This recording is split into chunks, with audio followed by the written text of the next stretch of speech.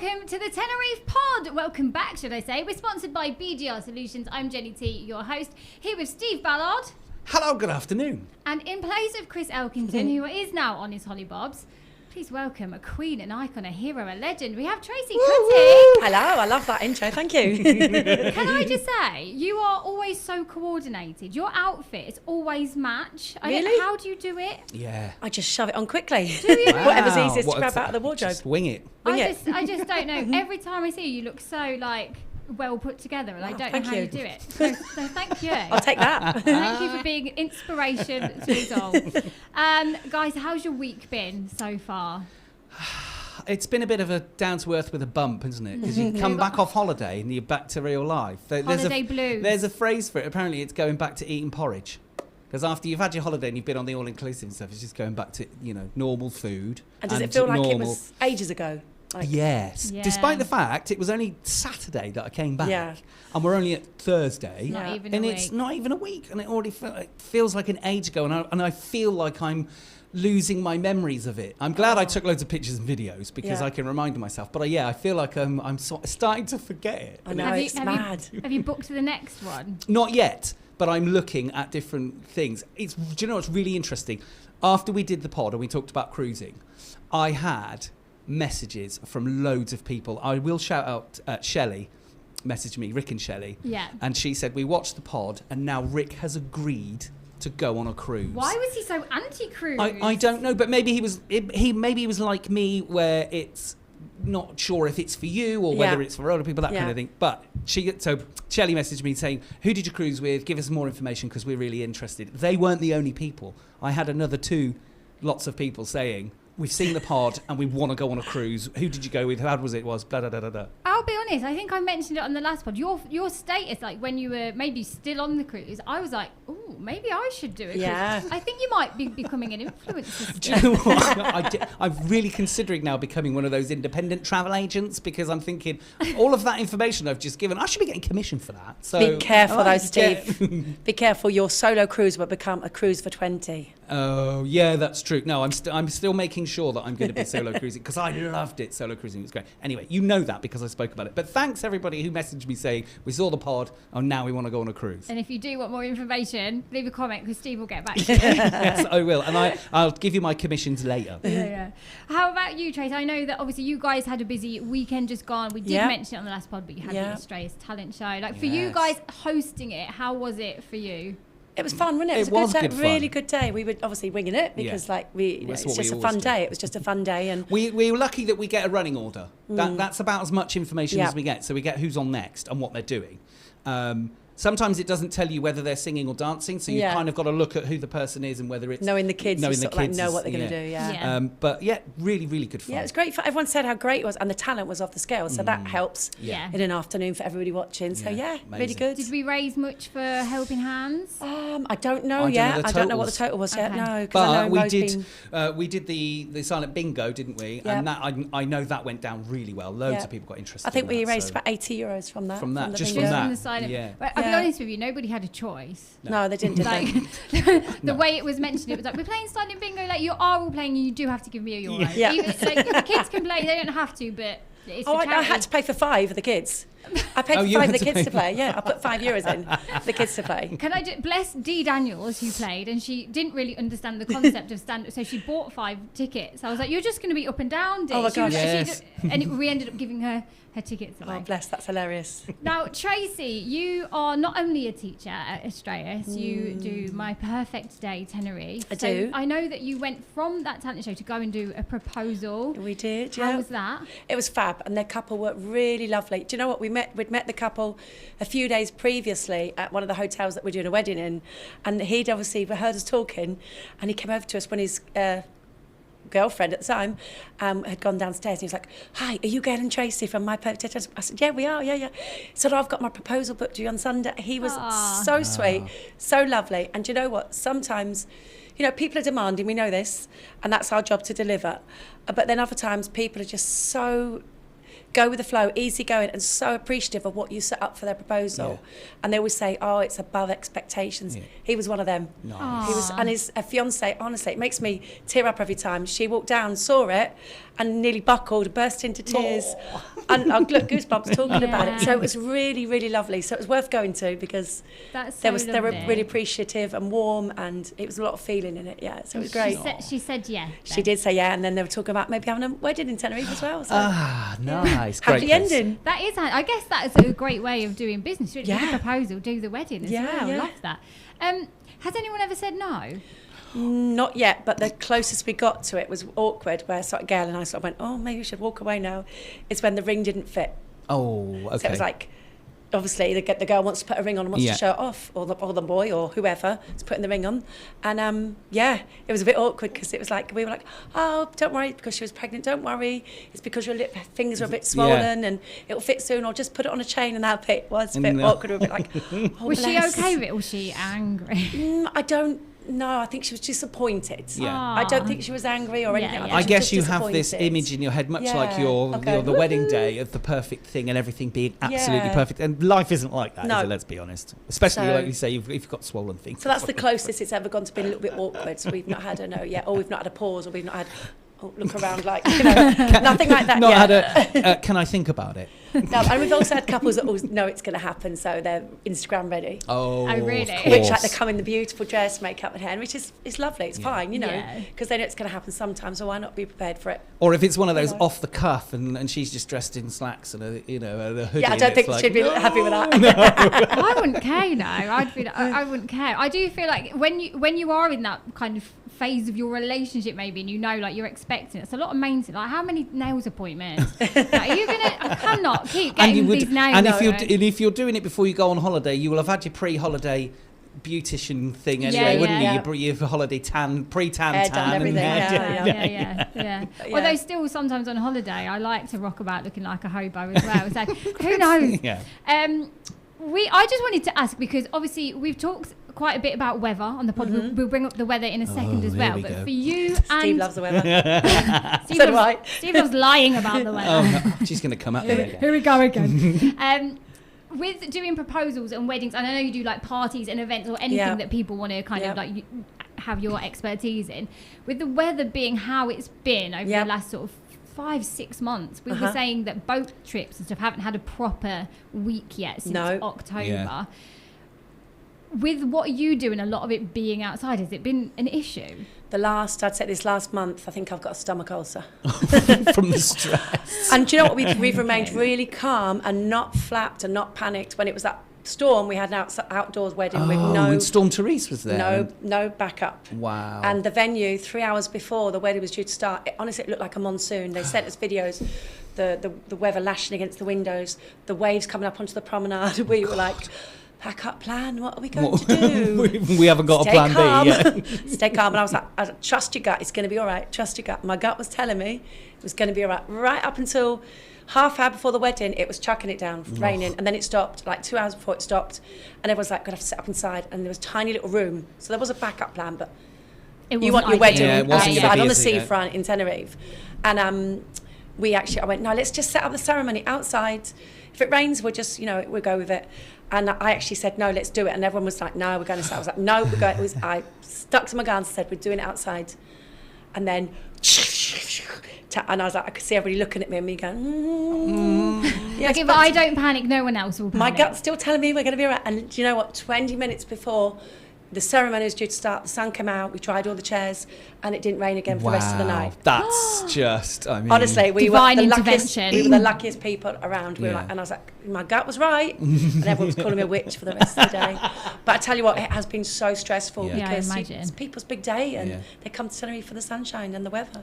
That's why you need to book with My Perfect Day, because there's a witch and divine intervention on your side. That's a good selling point there. Put it on your website. Well, speaking of weather, Steve, I've got my stinger finger ready. I'm coming to you because there is a bit of a weather update for you to give us.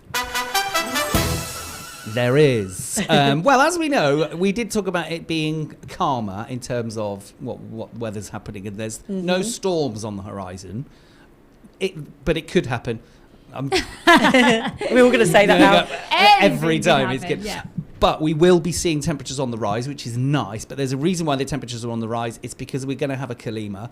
It's not one of those really bad Kalimas, but it will be dustier, which means don't wash your car. There's no point. I've not washed my car since the last one. I just washed it 20 minutes ago. No, this is all your fault then. Yeah. So it is going to get dusty and hazy. It won't be as bad as it has been, but as per usual, if you suffer from asthma or COPD or any of those sorts of things, you take care of yourself while it's going to be over the weekend. Temperature's going to be up to the high 20s, early 30s over Saturday and Sunday. There'll be plenty of sunshine. There's no rain in the forecast particularly. There's no weather warnings as yet. That may change. That sometimes can change on a 24-hour basis. But actually what I'm looking at right now is the temperature on the rise.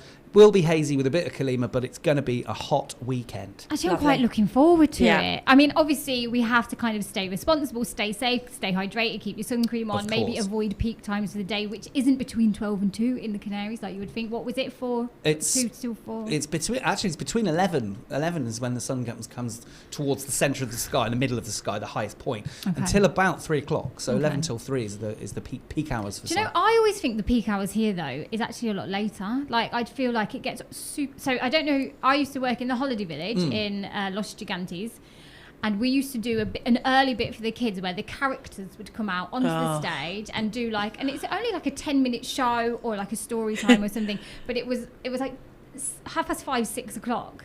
It was so hot. Yep. And if you are in a costume at that point, it was like...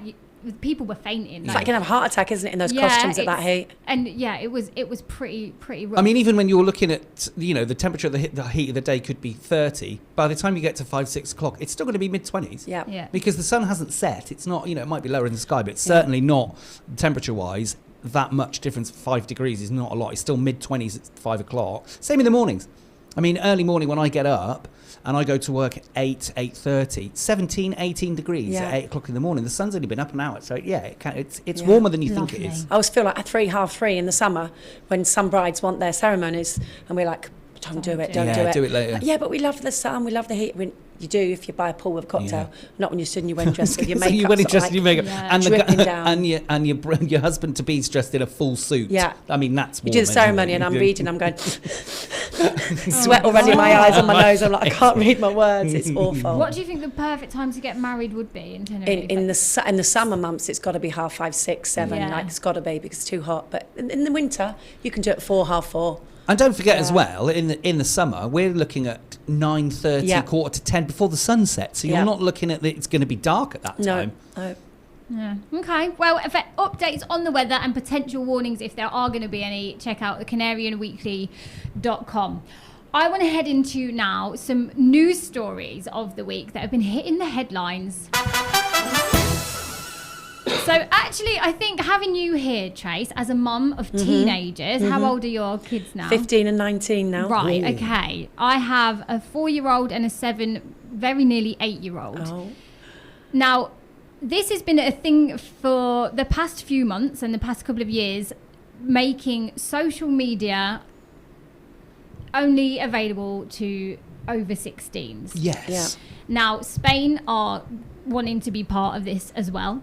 There's been a story released this week about how Spain, they want to make it for over 16s as well. Pedro Sanchez is sort of saying, though, we don't want to do it the way that everyone else is doing it, or the people that have done it so far. They actually want to make sure that there's proper security measures in place from the companies, like the social media companies and their apps and stuff, to make sure that people are definitely of age when they're accessing. Because at the minute, I believe in the countries like France and stuff that have put this in place, it's literally just like you scroll and click your age. It's really weird. I read an article yesterday. Australia were the first people to do this, and they are thinking 2/3 of those teenagers are accessing social media, even though there's a ban in place, because they've worked out how to get around it. Yep, 100%. So first of all, how do we feel about this? Like, Tracey, as somebody with teenagers, do your kids have phones and do they access social media? They do have phones and they do access social media. And what age did, say, for example, your oldest get a phone? I think it was about 12, 13. Yeah, before that I was very much against it, very much like it is frying their brains, there's no doubt about it. It's frying all of our brains, no doubt about it. And of course, there's always that safety. I actually had an incident with my daughter when she got her phone. When she was about 13, when she first got her phone, chatting to somebody on one of these platforms. Turns out it wasn't who she thought it was, and her friends. It was a group of them. And I don't know how I got it. I got the phone and I was reading them and going, who is this? And she said, oh, this is it. I said, I don't think it is. You know, you can tell by the type of messages. And I messaged back and I said, you know, blah, blah, blah. That was it. Gone. Boom. Off. And I was like, that was it. You're not going on that platform ever again. And that was when I sort of like came down a little bit. Maybe I'd been a bit flippant, letting her sort of like, you know, trusting your kids. No, but they don't know at 13. Yeah. So I was a little bit like, yeah. But then it was like, right, no, every now and again, I want to be able to check things. I want to be able to look on that. You can, I don't think it was a while before I let her go on TikTok, probably another year. Yeah. And then obviously Instagram, she's only got a private account now. Yeah. And how did they feel about it? Like, do they want to be able, do they want more kind of, what's the word, like freedom, or are they happy with the kind of controls that you've put in place at the moment? I mean, they're quite free. She's 15, he's 19 now. So that if I'm in the 19-year-old, what can you do? I can't do anything, you know. Technically an adult. Technically, it's. But I do say, like, he has got respect. If I go into his bedroom, knock on the door some nights, and it's midnight, and he's still on his phone, I'm like, phone down, off bed, and they're like, okay, mum. So he does respect that because, you know, because they're just scrolling otherwise, and it's just brain rot, you know. And there's a lot of it. I mean, I listen. I'm 40-something years old, and I do it, and I find myself going, what am I doing? But I don't. And I do realise that I'm doing it, and I'm sort of. You're like a zombie and your almost, eyes are going, aren't they? And you're not really paying attention to anything that's coming through. It's certainly not educational either. Do you think that's a slight difference though? Like, you are an adult. I do it sometimes. Like, I will watch something on telly at night and then I'll turn it off and then I'll pick up my phone like to go to bed and I'll just have a quick look and then 15 minutes later. I was going to say, it's never a quick look, I literally say to myself out loud, I'm talking to myself, like, I should go to bed, Jane. I'm the same. And then, so do you think maybe kids, they need these controls in place because they don't have that ability to go, what are you doing? Like, stop. I mean, I think it's great that some parents only allow X amount of time a day. And I will say to my kids, you know, how long have you been on it? Let's have a look. You know, I think it's time to get off your phone. You've been on it long enough. But my daughter and her group of friends, because obviously we live in El Medano, some of her friends live in Adeki, they're all spread out, some in the north. They'll get on their phones while they're doing chores and while they're doing homework, and I guess it's not social media, it's on through WhatsApp or something platform. Yeah. But they're all chatting and they're all doing this, and they might do that for 2 hours. Yeah. But then how do you stop that? That's more, but that you're socially interacting with your friends in a positive way. Yeah. You're not going through these videos, like, and there are problems with some of these videos. Some of the things that these companies are allowing to come through, violence and sexual things and stuff like that. So I guess in that respect, she's chatting with her friends as if they're in the room. Yeah. That for me is something that should be. You can't stop that. No, and why would you? Because like you said, especially if and the same for me. You know, I communicate with my friends through WhatsApp because they're either in the UK or they live elsewhere, and I live on my own. So actually, I still feel connected. Yeah. So in that respect, I've got no issues. Yeah. But when you've got companies like Meta or TikTok putting these things through, and there are incidences where these things come through, and it's quite serious, and children, especially who are getting phones at 13, are being that's being put in front of them. That's when I think the problem is. That's when you've got. I think it's also bad when not each to their own, listen each to their own.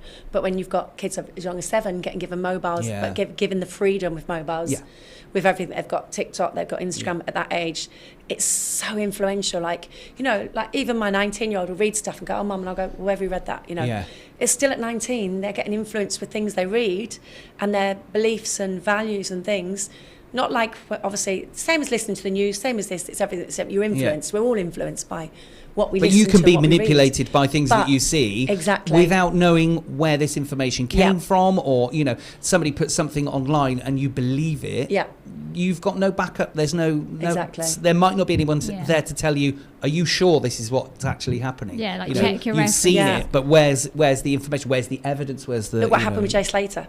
Out of control. Oh, yeah, completely out of control because of the social media with kids just posting things and kids not actually realising the gravity of what was happening. Yeah. It became almost like a joke, didn't it? Like, you know... I think as well, like, I don't know if you've seen it, the Louis Theroux documentary that everyone's talking about, or the one a few weeks ago about the manosphere. Like really scared. Having a little boy myself, like, it scared me to think like what kind of content could be coming and him taking in the future. Yeah. And like I've just said, my little boy is 7. He's nearly 8. 2 of his friends got phones this Christmas. Yeah.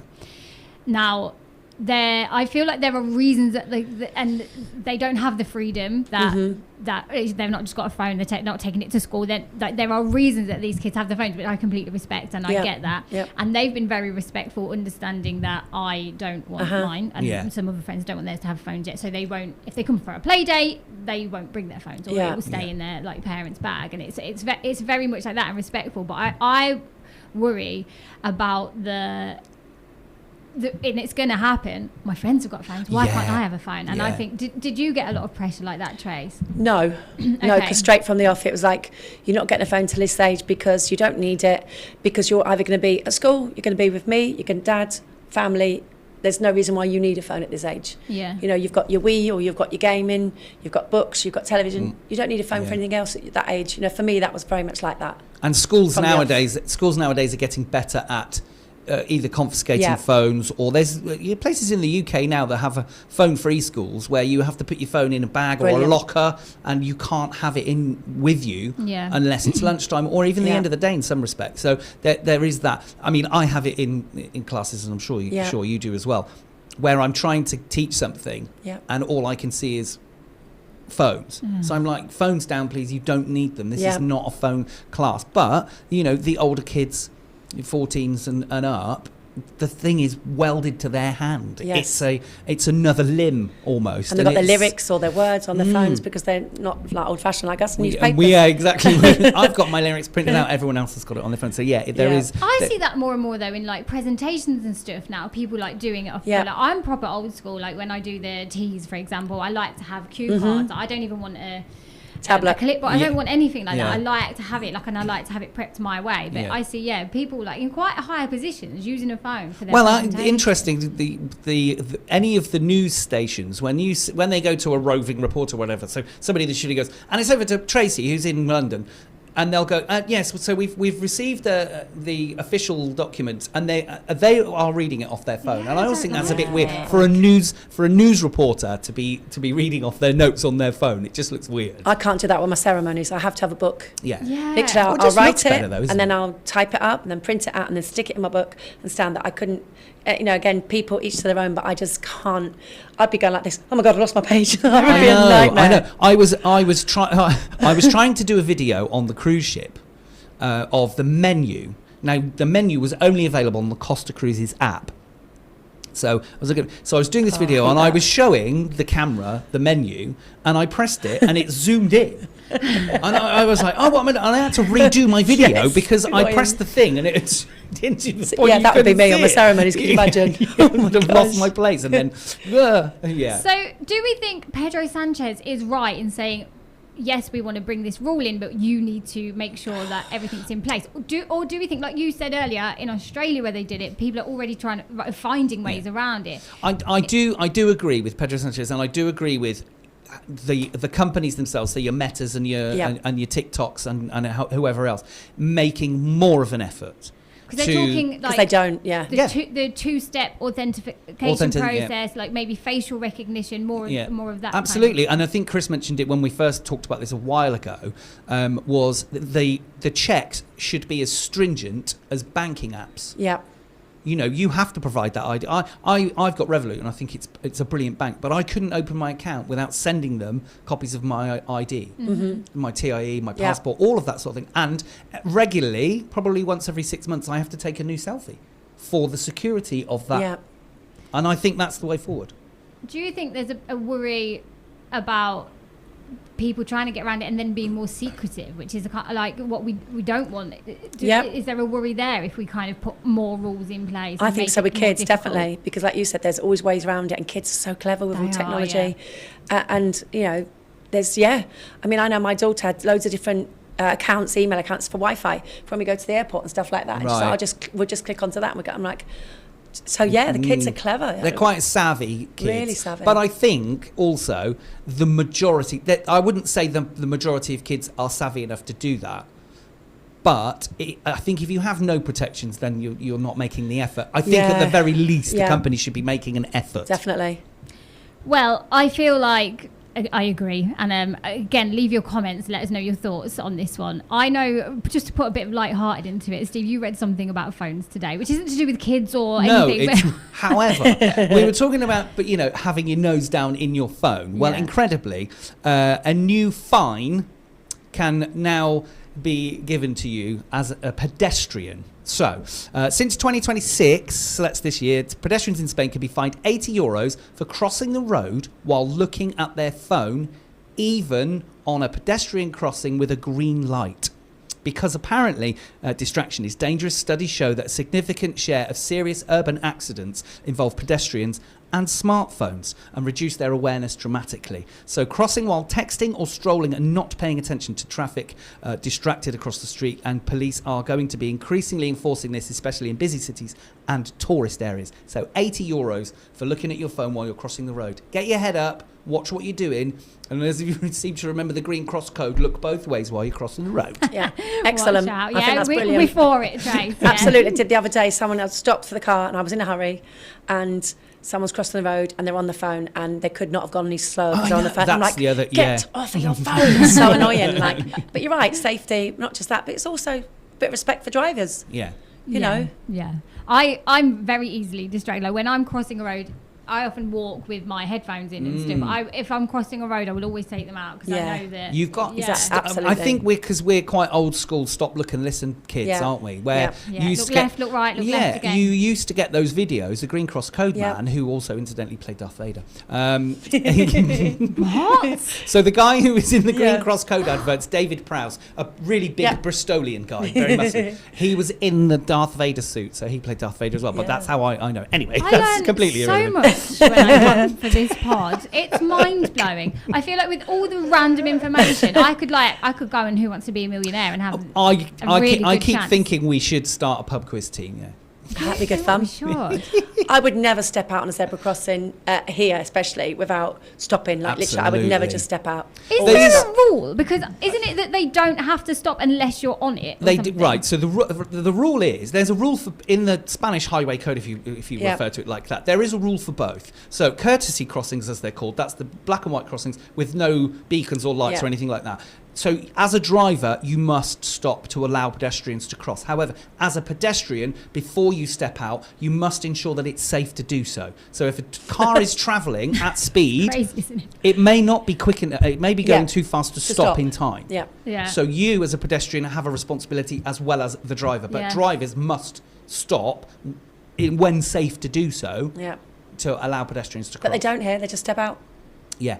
Because pedestrians think the rule is I have priority. Yeah. Yes, you do, but as a pedestrian, and I read up on this because I was convinced. Yeah, because I'd heard, and obviously it's false, but I'd heard the rule is the car only had to stop if you're already on it. So if you step on it, the car has to stop. That's incredibly dangerous. Exactly, now, and that's why the pedestrian side of that rule is only enter the crossing when looking, and you believe as a pedestrian it's safe to do so. God, I would never walk out because even when you do walk out, sometimes you're like, is that car going to stop? Is it going to stop? And you're on the zebra crossing. But also as a driver, sometimes people step out on these crossings or from behind a van. Yes. If something's parked on the side of the road that impedes your view, and then you drive past and they look at you as if to say, what are you doing? It's like, I can't see through a van. I've done that, and I always slow down when you get to the crossing, but sometimes you can't see, and I have had to go, I'm really sorry. And I think the other thing is, with these crossings is, why are they 3 meters off of the exit of a roundabout? Yes. Why are they every 30 feet on a stretch of Honestly, I don't know if you've seen on Facebook or on social media, they've done a couple of big ones in El Médano. The El Médano one is amazing. It is so big. People have said it's the size of a running track. They've been photoshopping, putting a cafe and things on it, a swimming pool and all that. They put what did they do? A runway. They put a Binter plane on it. It's huge, and it's in a street. There's actually, I think it's a one-way street as well. Yeah, and we're all like, why have they done that? Like, no idea. No idea. They had a bit of money, what should we do? Yeah. It's very much like that at the moment. Okay, now I want to touch on something that's quite close to home that hit the Spanish press this week. which was the basically how basically Brits mass tourism. Basically, why it hits home to me, it was because a video taken from the Silent Adventures TikTok account was taken by a Canarian TikToker, influencer, whatever you want to call them, who was very angry. Yes. Very angry. Now, I am a host of the Silent Adventures. Yeah. Unlike some people said in some of the comments, I don't own it. It's not my business, but I do host some of the adventures. So did you see this first? I did. I did. In fact, I saw it on the Diario de Avisos because I follow it on there. And I got tagged in it, and I was like, oh, brilliant. And then I read it, and I I was like, horrified. I read the comments, which were obviously in Spanish because Diario is a Spanish website, and it was mostly disparaging. The word "giri" figured in about almost every comment. Is that not insulting though? Calling us giri? I think so. I think it's is that not like a little bit racist? A derogatory term. I think very it is derogatory term for us, but there was an awful lot of it. And it's in accepted. The comments. I used to work in a hotel in Lanzarote. I worked for a Spanish company. I was on the animation team, and the head of the animation, I was the only English person on the team. And this was like my first year working in Spain. I didn't really speak a lot of Spanish, and he used to just say, "Hey, giri," and they go, "Giri," and like the other team would laugh, and I was like, I didn't understand, but I was basically being bullied. I was going to say that's workplace bullying. Yeah, definitely. God. Yeah. Belittling, isn't it? It's belittling, isn't it? So it was quite disparaging. But you got comments, didn't you? What the article basically was sort of saying was that. But the British tourism is going too far. Yeah. This is an event, and it wasn't just about this event. It was about kind of tourism in general, especially in the tourist areas, sort of saying it's being really disrespectful to locals. People are coming on holiday here. They're not respecting the culture. They're not trying to speak the language. The locals don't want to live in the tourist areas anymore because they're struggling to accept how it is in the tourist areas. So... On the particular video from the Silent Adventures TikTok that caused the drama in the first place, there was a lot of very hateful comments. Yes. However, on the Diario de Avisos article, there was a lot of comments from Canarians, I'm assuming, or Spanish. The comments were written in Spanish, actually saying they're just having a good time. Like, why are we so stressed about this? Yeah. I've actually got some of the comments, so I'm going to read you some. From Diario de Avisos, Abraham Casanova. Oh, nice name. I feel like I should say Abraham Casanova. Like, very sexy. Let people have some fun, for God's sake. Then there was. And were these all written in Spanish? These are all written in Spanish, yeah. Alex, and I'm guessing this isn't Spanish, but Sorakis. So anyway, it says, let people live a bit too. It's just complaining for the sake of it now. Juan Ramon said, it's just another way to have fun without bothering anyone. It's not about clowns or anything like that. Get with the times. Because this is basically clowns or anything because it got referred to as a tourist circus. Yeah. And one of the comments in the article said that British people come here, they go for an English breakfast in the morning. In the afternoon, they go to an English pub to watch their English football team, and then they go and do events only in English. I just want to ask one. So what? I was going to say, yes. What's the problem with that? You know what I mean? What's the problem? Living in Tenerife, fiestas happen all the time, and they go on till 4 or 5 o'clock in the morning. And obviously, living in El Médano, one of the busiest places in the south for this thing happening, you can't get parked, you can't do this. I wouldn't say Médano was touristic area, but there's tourism there. Yeah, it's a good mixture, I'd say. I can't get parked sometimes. I don't even go to the fiestas myself because it is too crowded. Yeah. So what is that going to be annoying me as somebody who lives there in El Médano? No.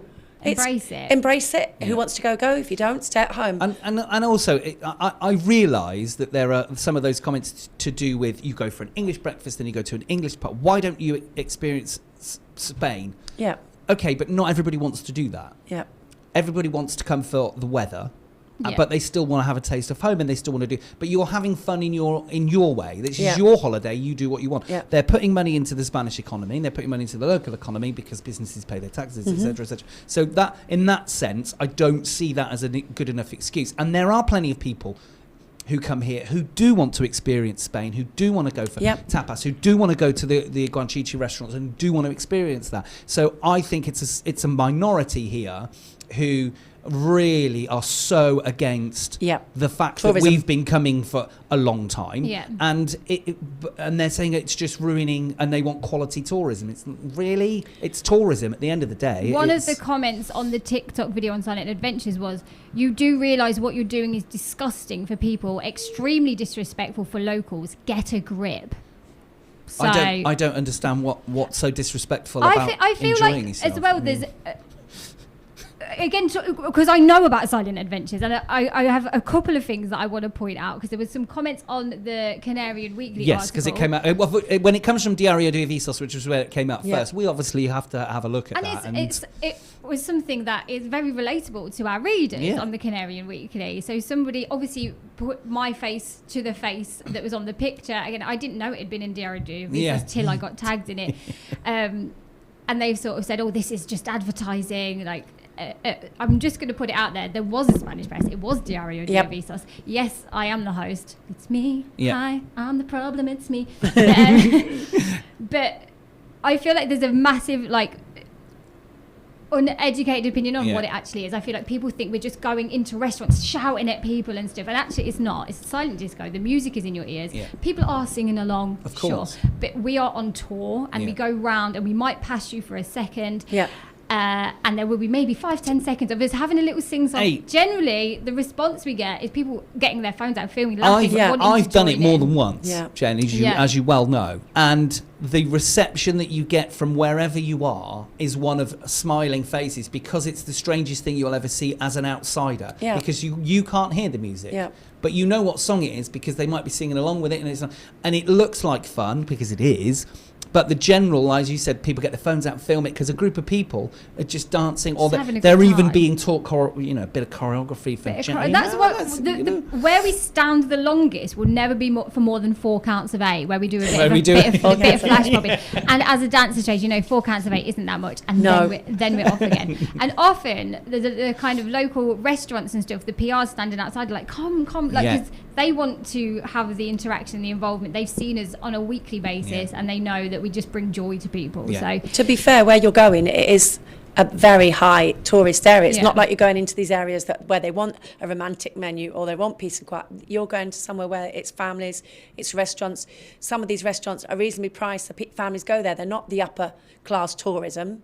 So it's not people who just want to come and sit in a lovely restaurant, candlelit restaurant. And could you imagine doing that Del Duque? You wouldn't go around Del Duque doing it. Well, you say this, there's actually a Spanish company. Well, I don't know, sorry, I must, because I don't know who they are and who owns the company. Right. But all their posts are in Spanish, and they're called Silent Dance Tenerife, and they have events on Del Duque Beach. Wow. Okay, and it actually looks amazing. I'm not going to state it because it looks brilliant. They do sunset dancing on the beach, and I think they do an event in Porto de la Cruz as well. There you go. All of those who are complaining about Geary's, that's the Spanish company, but also, Jen, as you well know, not every single client of the Silent Adventures is a Brit. There were plenty of other nationalities when I was there. Was a couple of German guys. There was about 3 or 4 Swedes who were having a whale of a time. We get people from all over the place. I've done a couple of children's events lately that had Spanish children, and I'm going to hold my hands and say my Spanish isn't perfect, but I did it in Spanish as well. Exactly, well done you. So actually, our message to you is chill out, get a grip, and have some fun.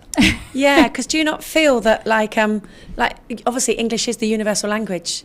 And I sometimes feel that this gets mistaken with us Brits or us English people. If somebody hears somebody speaking English, they automatically assume that they're English. They don't know the difference if they're German speaking English, Swiss, Russian, or whatever nationality speaking English. All of a sudden, it's just all the English that are lumped in together, aren't you? And I just think that it is a little bit, What do we feel about, people, locals not wanting to live in tourist areas because we are just getting too much and too loud? And do you know what? Then don't. Yeah. It's a simple answer. There's plenty of British people that want to live away from tourist areas as well, isn't there? You can, if you don't like where you live, move. I think COVID showed all of us, without tourism on the island of Tenerife, the island will just dry up and die. No, agreed. And there will be nobody living in any properties. And I do agree that the rent and everything like that's gone bizarre. But I don't think that's just down to tourism. I think that's down to the government, and I think it's down all these what's going on. that's not down to just tourism like coming onto the island, because there's always been excessive tourism on the island. I've been here 34 years. It's always been a busy island, always. Even when you didn't have as much property years ago, you know, you still found rent and places to stay, but it was cheaper. So, I mean... I don't think there's one thing to blame with that, is there? I think there's the culmination of all of those things. You know, post-COVID especially is when we noticed the prices going up and things happening. But you know, on the positive side of it, the tourism hasn't dwindled. It hasn't got to the point, like you said, COVID was a real wake-up call for how much tourism generates for this island, and how a lot of us working anywhere within tourism didn't do anything. Couldn't do anything. Got to be what, 60% of the island is working in tourism. Must be. And even if not directly, indirectly. Exactly. There's massive. And last point on this, I just want to point out is that this is clearly not an opinion of everybody or every local or every Canarian, because there have been quite a few messages saying we want to participate in this. Can we book? Like, how do we get involved in this? And the answer is absolutely yes, you can. Do you know what the first thing I thought as well was about seeing your yellow T-shirt and doing the thing is there's a Michael O'Leary who runs Ryanair said it perfectly. Any publicity is good publicity. There's no such thing as negative publicity. If people are talking about you, you're in their mind. So it doesn't, whether that was a good or bad article is irrelevant. People are talking about silent adventures. You know? Shout out to Julie who tagged me in it, and at first I was like, oh my God, like I'm all over the Spanish press, and then obviously people go, that's her face, she does that Tenerife Pod thing. It's me. Hi, how are you doing? Like, good to see you. And it was Diario de Avisos for those that were wondering. Any other news that we want to talk about? I just want to touch briefly on an article in the Canarian Weekly about ocean monitoring. So there's a new project that's coming out for 30 of our beaches to be monitored for litter and things like that. So they're going to be regularly monitored on the state of the seabed and things like that. So over the next few years, we're going to get more and more data on what's happening within our coastlines. This is across the Canary as well, not just in Tenerife, which I think is a really good thing. And shout out Ocean Angel as well, who made a really good point, is while this is good and going forward, we're glad that people are taking it seriously. She had a great idea. She said, we need a team to go out and do these cleans, because you know from Ocean Angel's account, she loves to go diving, scuba diving, and she's picking up kilos and kilos and kilos of trash. She said we need a team to go and clean up, and a couple of people have commented, I'm in as a scuba diver. I'll be more than happy to join a team, some sort of like Avengers for the coastline. So if you're interested, eco team. If you're interested in going out, because we know that Canary Green do regular beach cleans now as well when they can get licensing. We had him in as well to talk about doing all that. So it's a step in the right direction, which I'm pleased about. But this great idea of getting this team together who's going to go out and bust the beaches and go diving and stuff. If you're interested, Ocean Angel is the page to follow. I think it's going to be such a cool idea. I've got to tell you this story. Then going back, it's got to be going back 25 years ago. Spaghetti Bay, La Caleta Beach. Oh yeah. We used to go down all the time. It was a beach frequented by not many people, because it was a heck of a walk to get there. I remember being at this beach one day, and there was a family, and family on the beach. Wasn't tourist family, it was obviously residential family, and they had rubbish, and they got their rubbish bag, filled up with rubbish, and then went and put it by the rocks and did something, and like they just left it there. And I was like, I'm not having that. Like, how can you leave your rubbish here? No, there's no binman to come pick up. You take your rubbish with you. So I got the rubbish, went back and went over to them and went, you've forgotten your rubbish. They went, sorry. I went, you've forgotten your rubbish. In Spanish, you've forgotten your rubbish. You need to take it with you. Oh, I said, as you can see, there's no bins on the beach. You can't leave it on the beach. And of course, all my friends at the time were taking the mickey at me, going like, not Avengers, I don't know what it was at the time, like super rubbish person or something like that. I don't know what it was. Waste woman. And it really infuriated me that people thought they could just leave a bag of trash on the beach. And what's going to happen to that bag of trash on the beach? There's only one thing that's going to happen, isn't it? Yeah, exactly. Yeah, that's disgusting. So I that's the news story that I like. So more monitoring, and the Ocean Angels team. We're going to try and get together. And scuba diving is great and good fun anyway. But if you can make a difference while you're doing it, brilliant. I'm all for it. Love that. Okay, should we go on to our final thing for the pod today? Okay. It's time for What's Your Favourite? So I thought, since we've got the queen of proposals, of weddings, the queen of romance, shall we call it? I feel like I can do. I love romance. I don't know if the three of us are qualified enough, apart from Tracey, who's got the finger in that world. I think the three of us, single Pringles, are maybe not the best to comment on this. But I thought, since you're here, and there are people that come on holiday to Tenerife or live here that want a romantic date night, what's your favourite date night idea in Tenerife?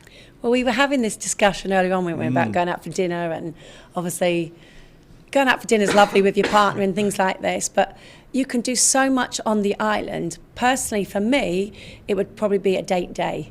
A date day? A date day. Okay. So for me, I love spontaneity. I love it. So somebody could come to me with a surprise and with anything, and I'd be happy because they'd organised it, they've done it, they've prepared it all. I haven't had to be the organiser. I haven't had to get everything ready for once. Yeah. So I'd be like, I'm all over that. So, I've booked us tickets to this concert tonight. I'd be over the moon. Like that would be a great date night for me. A spontaneous date day. So specifically for Tenerife, where would it? I mean, I know you're looking for spontaneity and not having to organise, but if you were to plan it, like, say maybe someone came to you as my perfect day, said, I want to do a date.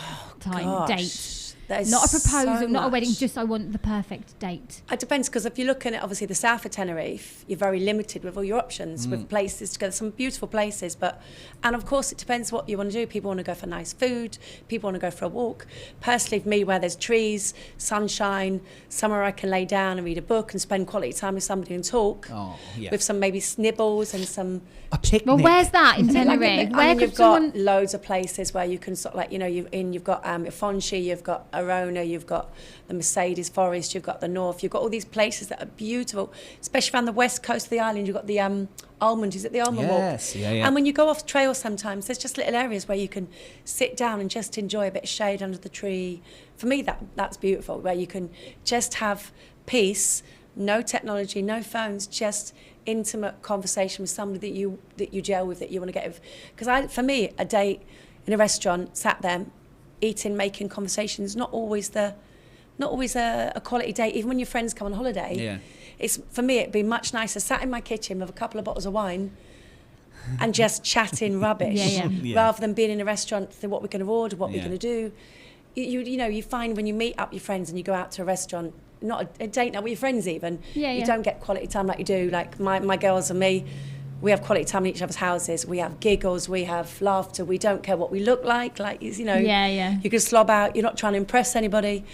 So Mates, for me, there's in your pajamas. There's loads of different things you can do on the island, just depending on each and everything you want to do. I'm going to take from that, to make it about Tenerife, a picnic on a bit of a hike on the west coast. What was one of those trails called? You've got the Almond Trail, which is just near, not far from Guia d'Azora. You know, you go off and it's beautiful, and especially the time of year when the almond trees come out. It's almost like the cherry blossom trees in Japan. The flowers on the trees are really almond trees, like almond nuts. Yes, yeah. But they're trees. That's where the almond comes from. Yeah. The almonds grow on trees. Yeah, almonds grow on trees. I feel like Jen's learning more today. I tell you, another bit. I feel like maybe we should have seasons of pods, and there should be like a test for me at the end of the amount I learn. Honestly.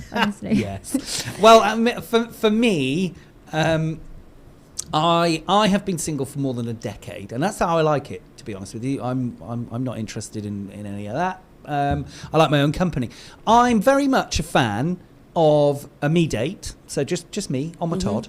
And I do enjoy going out for dinner on my own. It's not weird, I don't think. Where would you go? Like, if you want to name a place, where would you like to experience dinner on your own? So for me, it's all about decadence and treating yourself. So it would be one of the Michelin star. So there's a 10-course tasting menu at the Suites in La Caleta.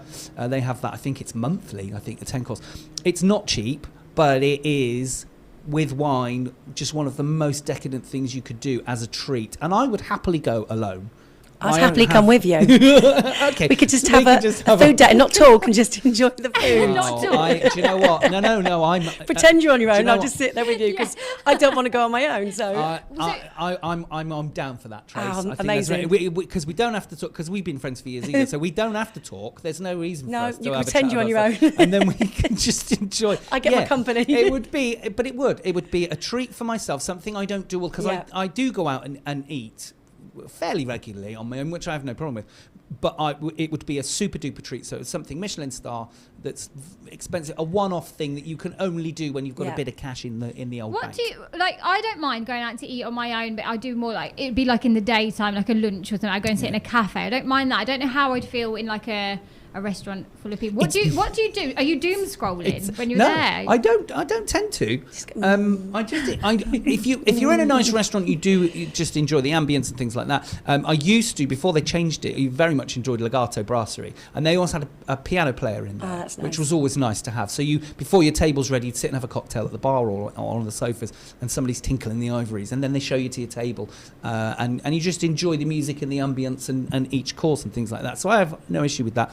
If I'm going somewhere a bit more relaxed, if I'm going out to a burger place or if I'm going out for a pizza joint or whatever, then yes, I'll be having a look at my phone and probably on Facebook and things like that. But what I did notice whenever I've been out to a nice restaurant, if you like, at the top end of the restaurants, when you go there on your own, the service is really good.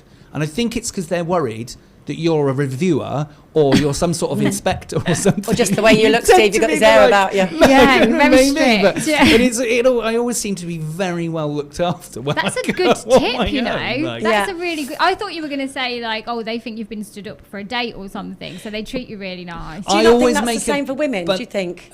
It could be, but I always make a point when I book these things and when I come in and I go, a reservation for one in the name of Steve. So the waiter is aware that this is a reservation for one. And sometimes, again, in the topper end restaurants, they'll guide you to your table that is laid for one person.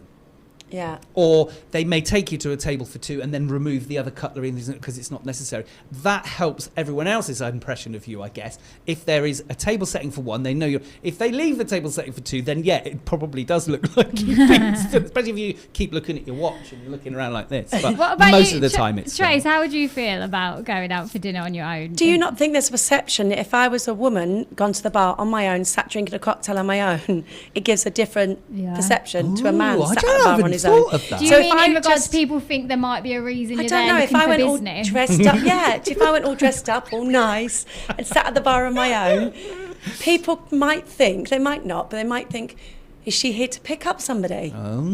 Especially being a woman of a certain age as well. Yeah. You know, like... I definitely hadn't considered that. So from that as a side man, of you it. you wouldn't even consider that No, I haven't considered I that. would. I think I couldn't sit at a bar in a nice restaurant on my own. So spontaneity, please book that restaurant, Steve, and tell me when we're going. Okay. It's a date. It's not a date, but it is a date. But it's not a date. I don't know. I did it on my own a couple of weeks ago. I sat in Elmedano, favourite little restaurant we always go to, a few of us. And I went in, I thought, do you know, I feel like garlic prawns, I feel like a nice mojito or something, I can walk home. So I went in, the restaurant was quite busy, and they have this little terrace outside by the sea. So if I was sat there on my own for one, because the tables were really small, you can't really get a lot of people on tables, I would have been fine. But because it was the bad weather, so they'd shut that terrace off, so I could only have a table inside. And it was really close to the other tables, and the other tables were full with people of four. And I felt really uncomfortable sitting on that table on my own, just ordering dinner. I'd have been like, I'm just going to eat this and go. And I didn't want to feel like that. I wanted to enjoy garlic prawns and a mojito. So I left, and then there was a barrel outside in the walkway, and I was like, okay, maybe can. So I went back and said, can I sit outside on the barrel? And he's like, yeah. He said, you don't mind? I went, well, it might rain. I went, I don't mind it, might rain, it's fine. But when I sat there on my own, I still felt really uncomfortable with people walking past, and I did not enjoy it one little bit. So I rushed it, and I wasted €30 because I didn't enjoy it when I could have gone home and got some nice food and sat there on my own watching the telly. Yeah, and I do think, now that you've said that, it probably is different for men and women in that respect. Yeah. And also I think, I don't care. Yeah. I don't care what other people think either. You judge me all you want. I don't know you. You don't know me. You don't know my circumstances. You don't know why I'm here.